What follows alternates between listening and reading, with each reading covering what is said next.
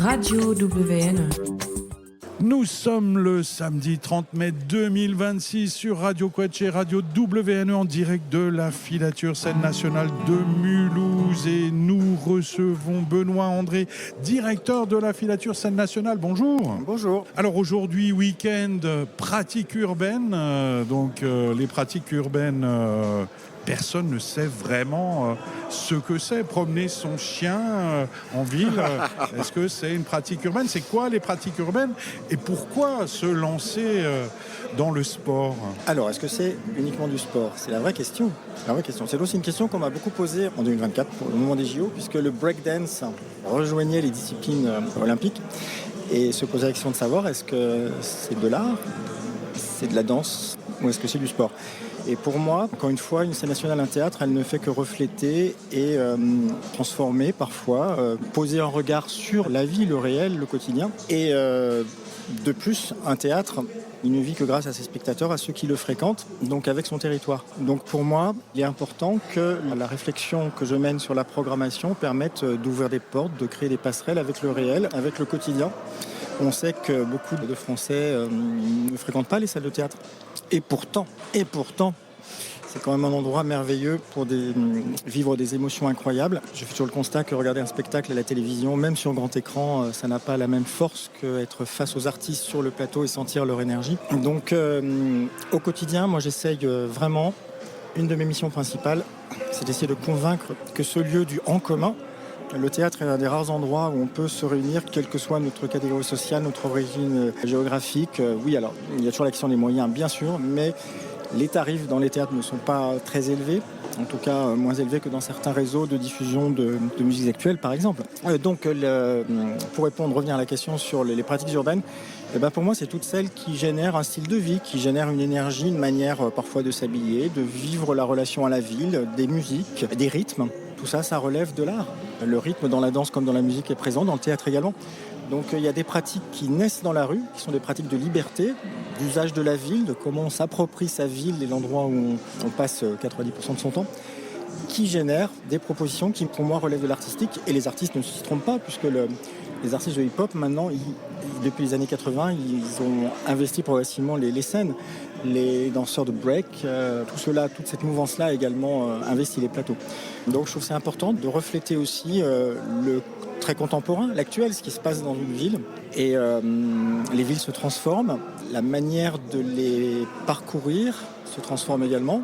Il y a toute une question liée à l'écologie qui fait qu'on se réinterroge sur la manière de se déplacer, d'utiliser la voiture ou pas. Et il se trouve que dans les pratiques urbaines, le roller, le skateboard, voire le parcours, le BMX, les vélos, tout ça, c'est des questions qui traversent la société en ce moment. Donc, encore une fois, je veux que la filature soit en prise avec le quotidien, avec les citoyens, avec les Français, les Mulhousiens d'aujourd'hui, et voir quel rapport ils entretiennent à leur ville. Et il y a une manière de l'aborder à travers le regard des artistes. Et c'est aussi une manière de rajeunir le public de la filature. Ce week-end pratique urbaine 30-31 mai 2026, c'est plein de jeunes, pas tous sportifs, mais pas mal, puisqu'on a un rapport d'études des publics de la filature. Alors l'ensemble des organisations, orchestres, opéra, scène nationale. Et on s'aperçoit par exemple que la moyenne d'âge c'est 58 ans, que la moitié des spectateurs, spectatrices sont des retraités, que 83% sont diplômés de l'enseignement supérieur. Alors on n'est pas obligé d'en vouloir à ceux qui ont fait des études, mais la démocratisation culturelle, la culture pour tous et toutes, que nos élus, nos ministres de la Culture défendent depuis plus de 40 ans. Est-ce que c'est possible d'y arriver? Est-ce qu'on a une chance d'approcher cette culture pour tous et toutes?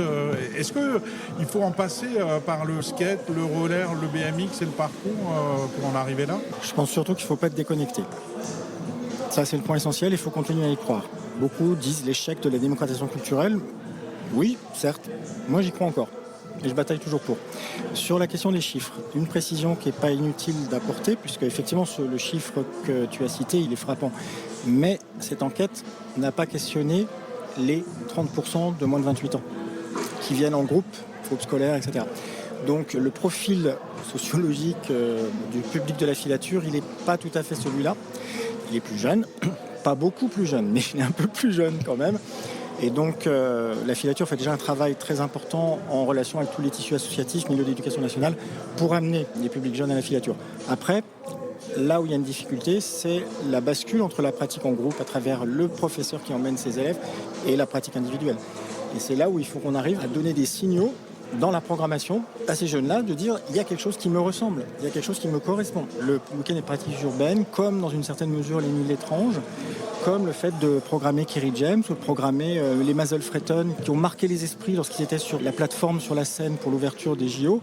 C'est des signaux, d'abord, c'est des propositions artistiques de grande qualité. Là, je ne renoncerai jamais sur ce point, mais c'est aussi des signaux comme quoi la programmation à la filature, ce n'est pas quelque chose de gens très érudits, très pointus. C'est pas vrai. La danse, la musique, c'est généreux.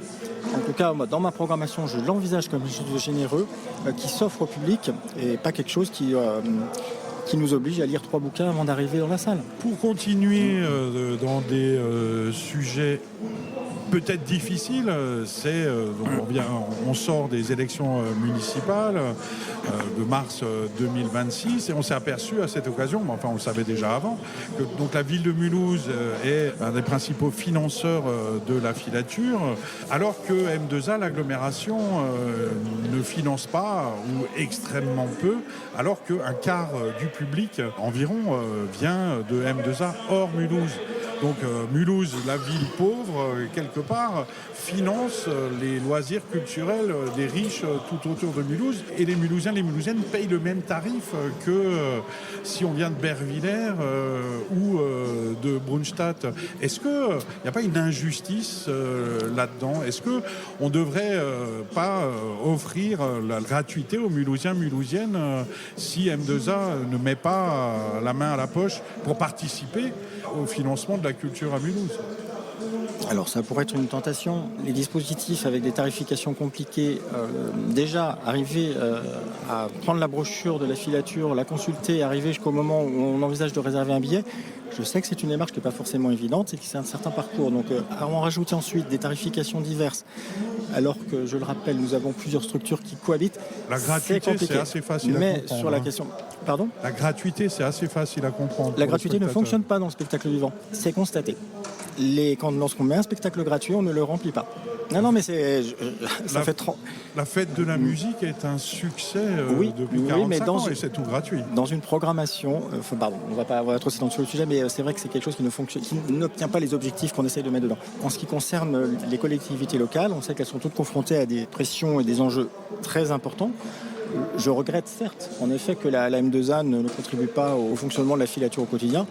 Elle le pourrait. Moi, je laisse les élus faire leur travail. Le collaboratif est un enjeu important pour eux, il l'est aussi pour moi. En arrivant dans cette région, j'ai découvert la notion d'intelligence collective, quelque chose qui a permis à la filature, qui est quand même un outil extraordinaire, et quand je dis extraordinaire, je pèse mes mots, c'est un endroit unique en France. C'est bien le collaboratif et l'intelligence collective qui a permis à ce lieu d'exister et d'être au bout de 30 ans encore un lieu aussi magnifique et bien mutualisé de manière très intelligente, c'est-à-dire qu'il s'y passe énormément de choses.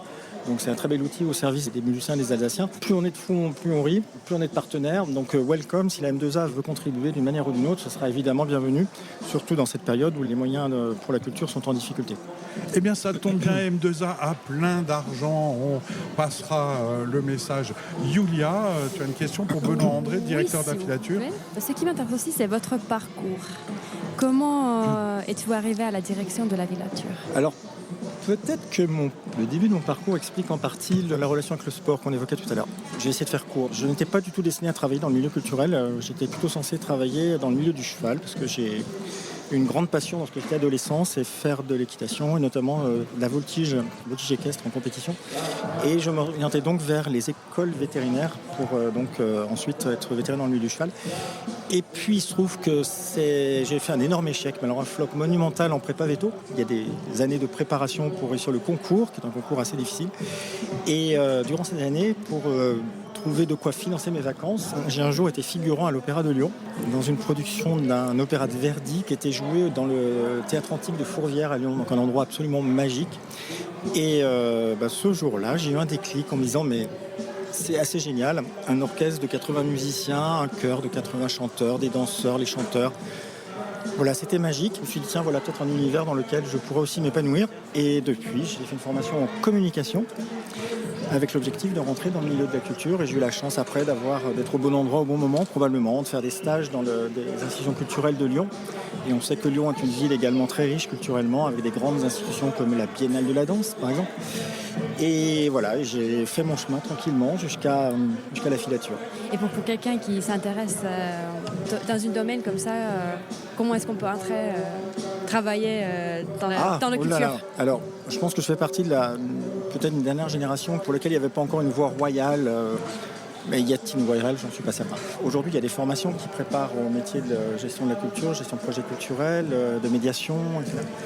Donc il faut déjà savoir qu'est-ce qu'on a envie de faire. Est-ce que c'est plutôt l'aspect technique? On oublie souvent qu'un théâtre, c'est une machine avec de la lumière, du son, de visuel. Donc il y a plein de choses passionnantes parce que les artistes inventent de nouvelles manières d'utiliser les outils techniques. Donc il y a tous les métiers de la technique. Il y a les métiers de la médiation, des relations avec le public. Et puis, évidemment, tout le monde rêve de programmer et de choisir les artistes. Ça, c'est le privilège de ceux qui ont la chance d'être directeurs ou responsables de programmation. Voilà, il faut réfléchir à qu'est-ce qu'on a envie de faire. Ne pas se focaliser simplement sur l'artistique. Je crois que déjà côtoyer les artistes, les accompagner, permettre au quotidien de monter leur spectacle et d'organiser la rencontre avec le public, c'est aussi absolument passionnant, parce que c'est l'occasion de comprendre leur discours, leur vision du monde et de la partager avec d'autres. Voilà, donc il y a plein de métiers différents. Après, les places sont un petit peu chères quand même. Let's Move, c'est Sylvain Groux, Ballet du Nord, qui a inventé une production participative et inclusive autour de l'univers de la comédie musicale. Un mot sur ce spectacle qui arrive le 3 juin prochain, dans quelques jours à la filature. Sylvain Groux, c'est un habitué de la maison, et puis ça fait partie des artistes avec qui il y a beaucoup de plaisir à collaborer. Certains se souviendront de Music for 18 Musicians, un projet qu'on a présenté, ça devait être en 2022 peut-être, qui était un projet participatif avec une centaine d'amateurs. Eh bien, rebelote, à nouveau des amateurs. On a un peu plus d'une centaine d'amateurs qui ont participé à ce projet, qui est une soirée d'hommage à la comédie musicale. Donc tous ceux qui connaissent par cœur West Side Story, La La Land, Roméo et Juliette, etc. Venez vous éclater avec cette centaine d'amateurs. Ne vous inquiétez pas, on ne vous jugera pas à danser ou à chanter, c'est eux qui le feront pour vous. Mais ce sera une soirée extrêmement joyeuse et festive avec des musiciens professionnels sur scène et puis des amateurs qui vont transformer la salle en grande fête et une grande... On sera à Broadway. Sinon, on peut peut-être faire un petit tour. Benoît André, directeur de la filature, en direct sur Radio Quetch et Radio WNE. Un petit tour dans la future saison qui sera prochainement annoncée au public. Elle ressemblera à quoi? Est-ce que les pauvres de Mulhouse auront-ils envie de venir? On est à 36% de taux de pauvreté dans cette ville. Et donc... c'est une part importante de la population. Alors, dans les chiffres intéressants, puisqu'on parle de chiffres, il faut savoir qu'on a toute une gamme de tarifs adaptés à tous les publics et que du coup, si le tarif affiché pour un spectacle en grande salle plein tarif est autour de 30 €, on vend en réalité en moyenne nos billets autour de 15 €. Et notamment, j'en fais la publicité puisque c'est souvent oublié. Nous avons un dispositif qui est né de la générosité de spectateurs ou d'entreprises mécènes. C'est le billet solidaire, qui est un dispositif qui permet que nous prenions en charge le billet de personnes qui ont des réelles difficultés sur le plan financier. Donc il y a toujours des moyens, des solutions pour venir voir un spectacle à la filature, quel qu'il soit.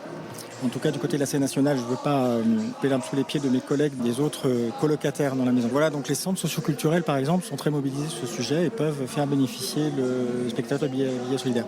Quant à la saison prochaine, écoutez, elle va être belle. Je suis assez heureux du profil qu'elle va nous proposer. Encore une fois, c'est une saison qui va permettre à tout le monde, j'espère, de s'y retrouver. Deux personnes qui n'ont peut-être jamais foutu les pieds dans un théâtre, qui vont le faire pour la première fois, et puis ceux qui sont des aficionados, qui fréquentent le théâtre tous les soirs ou presque. Donc une programmation très ouverte. On aura la chance d'avoir par exemple un nouveau spectacle inspiré du personnage mythique de Carmen avec Camélia Jordana. Camélia Jordana qui va être mise en scène par Daniel Sampedro, qu'on a vu collaborer avec Bruno Boucher du Ballet du Rhin pour On achète bien les chevaux, spectacle qui a marqué les esprits il y a 2 ans. Donc le spectacle sera créé ici à la filature. On aura ainsi pas mal de créations à la filature, c'est-à-dire que là on va confier nos salles à des artistes pour qu'ils préparent des nouveaux spectacles. Les Nuits de l'étrange reviennent avec toujours une série de partenaires mulhousiens, puisque depuis 2 ans nous avons élargi le cercle des amis pour les Nuits de l'étrange.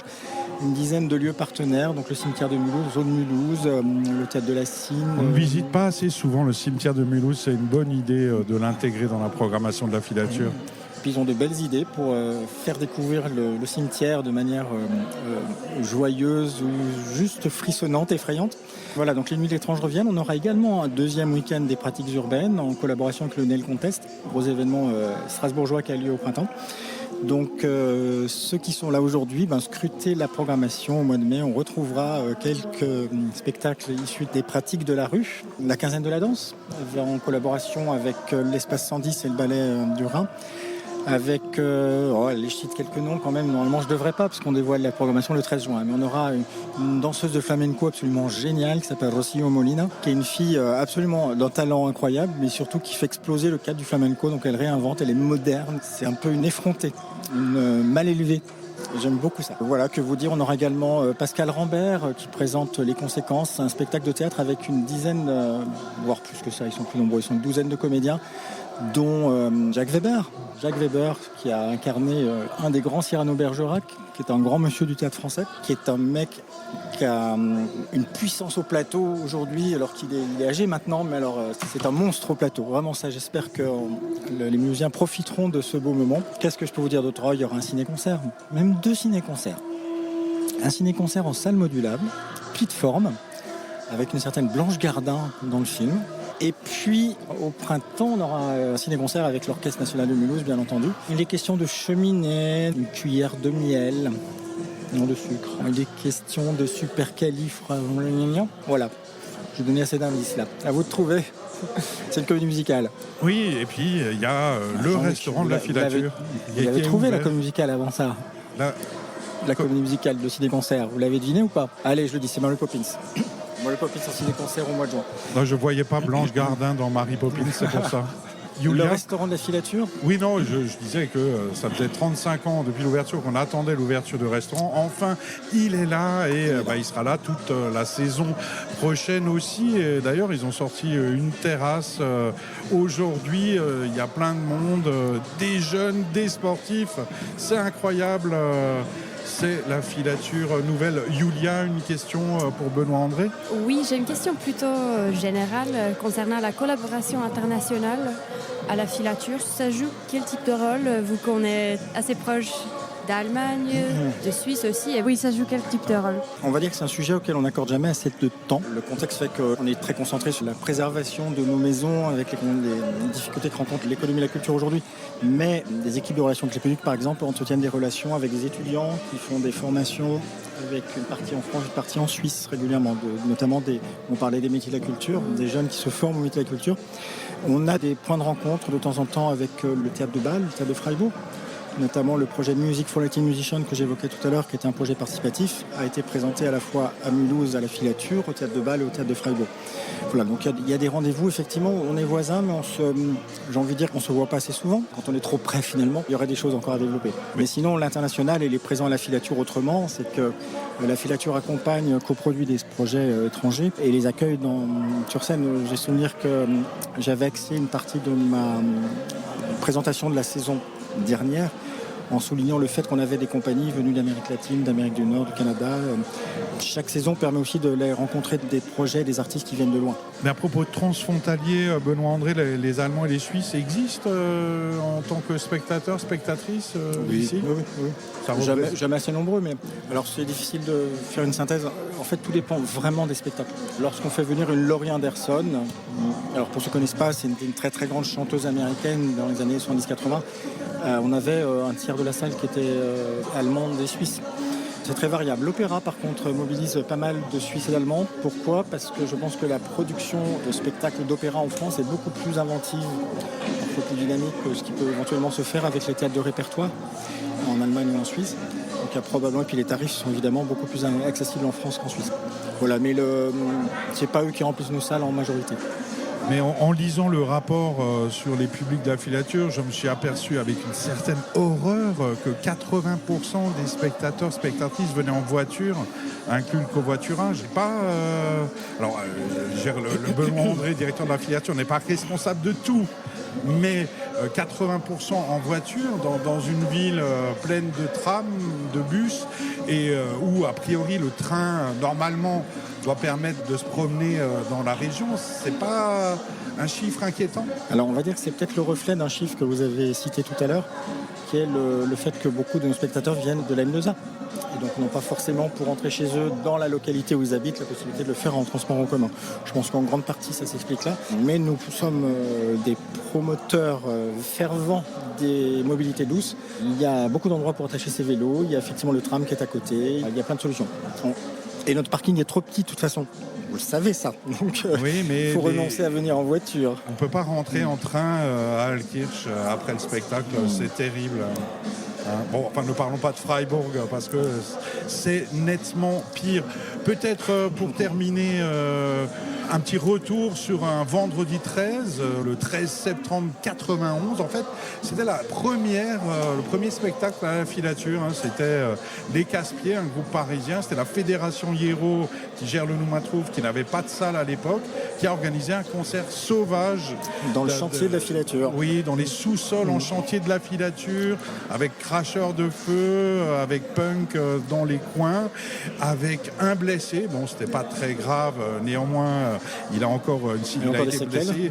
Une cicatrice. C'était notre ami disparu, malheureusement, Christophe Schwab. Et voilà, je tenais à parler de ça parce que... Il y a un enregistrement? Non, il n'y a rien, il n'y a aucune Non. image, aucune photo. Je cherche des témoins qui ne sont pas morts encore. Donc, le premier spectacle de la filature, le vendredi 13 septembre 91. Appel aux auditeurs, auditrices de Radio Quetch, Radio WNE. Si vous êtes toujours vivants et que vous étiez là, appelez-nous, écrivez-nous pour qu'on parle de ça. Vous savez, cette anecdote, je la chéris, je suis très heureux de savoir qu'il y a eu cet épisode-là, puisque la filature hérite de la Maison de la Culture, qui était une initiative populaire faite de briques et de broc. La filature, en se construisant, devient la grosse institution. J'aime bien ce petit clin d'œil de l'intrusion du monde culturel mulhousien dans les sous-sols de la filature avant l'inauguration. Tout à fait, voilà, un vendredi 13 dont il fait bon se rappeler. On va peut-être se quitter en musique avec un spectacle qui arrive dans le cadre du Printemps du Tango le 6 juin prochain, me semble-t-il. Captain Bando, bassiste d'As. Captain Bando. C'est un groupe de musiciens qui fait dialoguer le tango argentin avec le rock et des tonalités, des couleurs musicales très éloignées. Donc qui s'inscrit vraiment dans un lien entre le tango argentin et la musique d'aujourd'hui. Entre musique actuelle et tango. Voilà un mix à découvrir le 6 juin 2026 à la filature dans le cadre du Printemps du Tango. On l'écoute dans un instant. Et pour connaître donc la totalité de la nouvelle saison des filatures, rendez-vous le 13 juin. Voilà, 13 juin, soirée publique pour découvrir la saison 2026-2027 de la filature. Merci beaucoup Benoît André, directeur de la filature. Merci à vous. Et bravo pour ce week-end pratique urbaine. On est en direct sur Radio Quetch, Radio WNE. On écoute Captain Bando. On se retrouve avec Antoine Hoffmann dans quelques instants.